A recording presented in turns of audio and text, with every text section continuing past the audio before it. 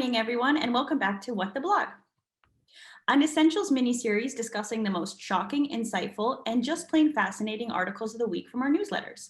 We're the Essential editors, Isabella. Martin, hi. And each episode, we bring you snippets of trending news directly from the expert that curate our newsletters across 32 topics. 32 topics. Quite a few, so there's something for everyone. And today we're going to be discussing sustainability, which is a super hot topic these days. Was the pun intended about hot and climate change and the planet overheating? Was it just a clever sly move on your part? Actually, I didn't think about that, but I would have done that if I thought. It's a good one. It is a good one. Hot things are warming up in here. Things are hotting up. On a serious note, sustainability, we cover what's happening with our food, pollution, what startups are doing in that space. We talk about mobility. We talk about what our cities are looking like, climate. And I think food is such an important one. And it's probably the last place in the world I would like Bill Gates to be. I mean, the man is smart, but I know, did you know that he's the biggest owner of farmland in the US? His ranches are like, you know, the size of Texas kind of thing. It's like absolutely, he's the biggest single land owner of farming land. I know. I mean, Bill Gates is the man of the hour these days. Look, the thing is, we don't know someone's motives, right? Maybe he's doing a lot of these things out of the kindness of his heart. Maybe it's, you know, just for the other kind of green, you know, but either way.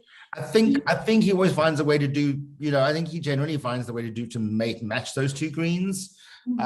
I mean, I'm not sure these things are entirely altruistic. The reality is that if he makes all the money, he gives, you know, he's done the pledge to give most of it away before he dies anyway. Yeah. So, you know, I mean, it's swings and roundabouts potentially, but what's his idea now? What does he want to put on the menu?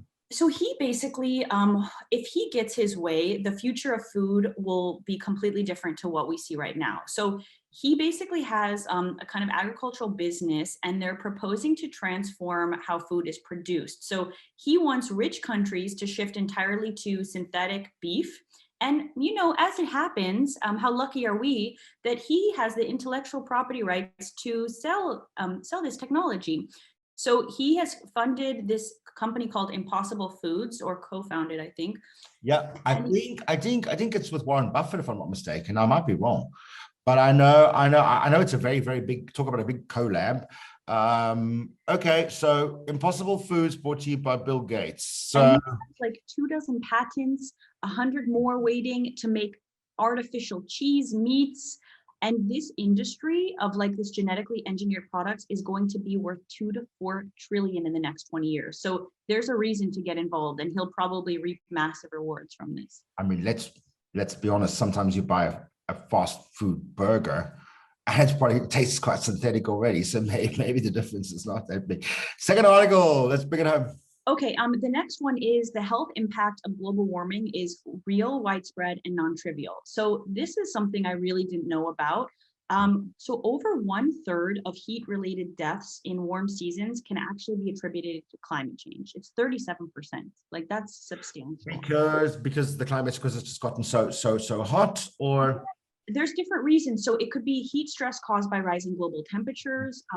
It can be that there's changes creating monsoons, different weather effects. So it's really kind of morbid, but the study investigated over 30 million deaths. Not so pleasant. Well, I mean, let's be honest. The future is going to be morbid if we don't get, you know, some stuff sorted out today.